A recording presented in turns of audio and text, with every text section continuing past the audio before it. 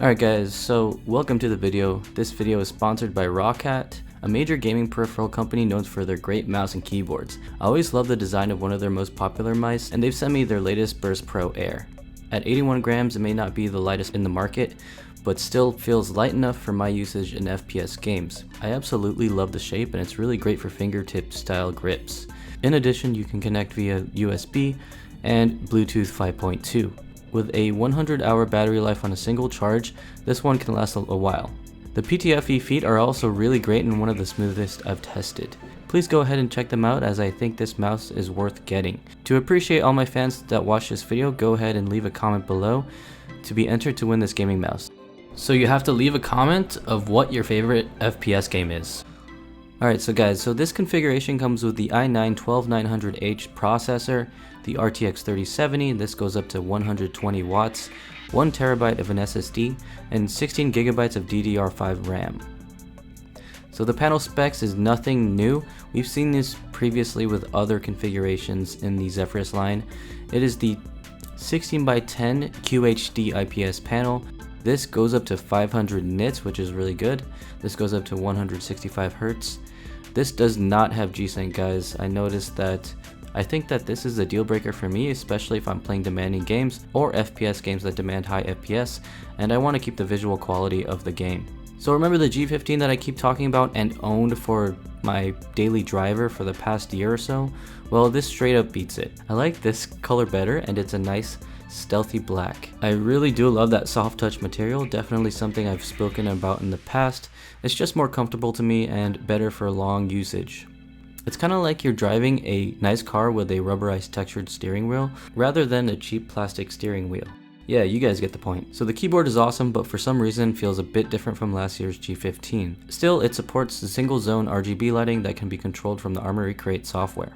So the Zephyrus line is Asus's thin and light series, and they're probably the best thin and light gaming laptops out there. This one is at 4.4 pounds, very compact, almost like the Razer Blade but not quite. The lid is definitely metal and in similar build quality as the G15 with a sparkle finish. Bedazzle! Battery life also amazed me. At around 4 to 5 hours browsing the web, Asus did a phenomenal job at optimizing this laptop even with the power-hungry Intel i9 processor. When compared to the Acer Nitro 5, it looks like the battery drain was about 1900 millivolts compared to around 1100 millivolts with the Asus. That shows that there is some tweaking that every laptop manufacturer could make to optimize battery life. So overall, Asus has always delivered when it comes to delivering good battery life. You can probably expect this for their Strix series and other series as well. So the CPU performance is insane, guys. Yes, it's an i9 Intel processor, but it absolutely smashes in multi-core performance.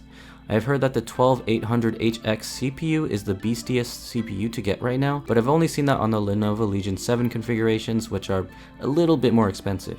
To be honest, I'm still deciding if the performance bump is still worth the high price tag of these devices. But all in all, most consumers with a budget of $1,500 and up will probably spend more than what they're expecting.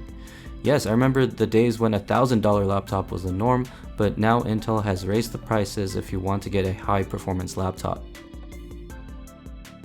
The GPU performance is a bit better than my G15 from last year, as it's a 3070 Ti rated up to 120 watts. Expect a slight bump in performance with decent thermals. The fan noise is exactly the same as last year, with decibels peaking up to 55 decibels on turbo mode. I also never use manual mode, which I heard can really make the fan spin. I think when compared to other laptops like the Acer Nitro 5, it's quieter overall, but a bit of a higher pitched noise. Go ahead and check out what I think about the fan noise in the G15, as they are equivalent. Overall, this is my favorite gaming laptop of the year if you can afford it. Yes, it's still cheaper than the Razer Blade, and as far as ergonomics and portability goes, nothing beats this. Especially if you want a 16-inch screen. I don't think there are many other competitors that are thin and light and powerful at the same time. So I hope you guys enjoyed this review. Keep an eye out for future reviews, as I will continue to cover some latest 12th gen Intel laptops that are coming out. Just a word of warning, guys, that processor is a beast to maintain, and I have yet to see a laptop with good thermals. So keep an eye out for reviews and hit that notification button. Thank you guys for checking in. You guys have a great day.